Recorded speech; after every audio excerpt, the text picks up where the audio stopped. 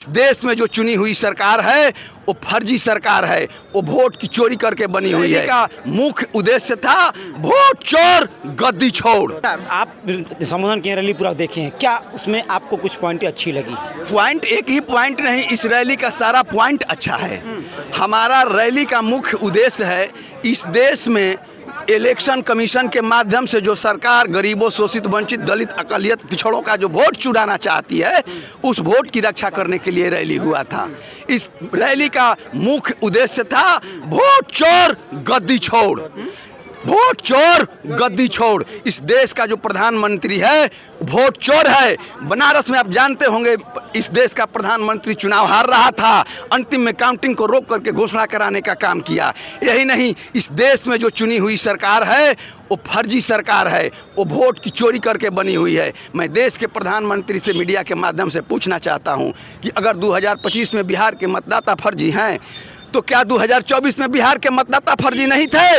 अगर 2024 में भी बिहार के मतदाता फर्जी थे तो उनके द्वारा चुनी हुई सरकार भी फर्जी है देश की। अगर देश की सरकार फर्जी है तो इन निकम्मा देश का प्रधानमंत्री भी फर्जी है। पहले ये इस्तीफा दे, इसके बाद ICR लेकर के आए, SIR लेकर के ये जो बात बिहार में अधिकतर जो कहा जा रहा है कि वोट कट रहा है, सबका कट रहा है, तो एक जांच न हो रही है भाई कि चलो सब लोग जिंदा है कि नहीं? जांच हो रहा है, कहाँ जांच हो रहा है?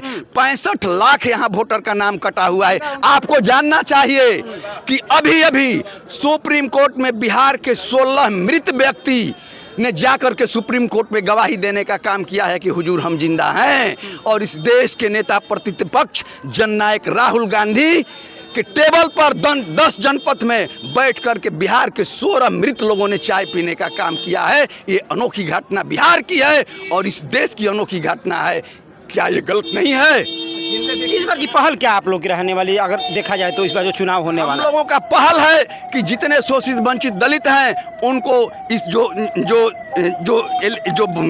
मतदाता पुनरीक्षण जो लेकर के सरकार आई है उससे सजग करने की ज़रूरत है और उसको बहिष्कार करने की ज़रूरत है और सजग रहने की ज़रूरत है। ये वोट काटने का एक तरीका है। तेजस्वी यादव के लोकप्रियता से बिहार की सरकार और भारत की सरकार घबराई हुई है।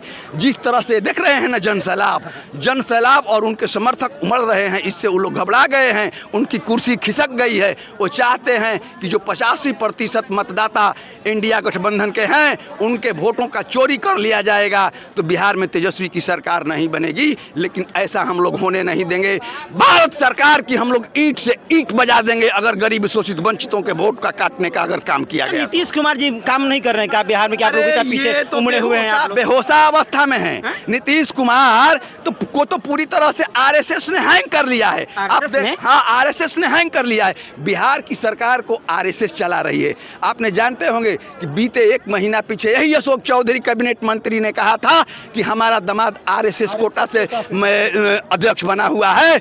तो अब तो RSS का बिहार सरकार में कोटा चल रहा है। आप बात कर रहे हैं, इस देश को RSS चला रही है और RSS चाहती है कि संविधान को खत्म कर दिया जाए और मनुवाद से, मनुस्मृति से देश को चलाया जाए, जिसको हमारे नेता आदरणीय राहुल गांधी और तेजस्वी यादव कभी भी लागू नहीं होने देंगे।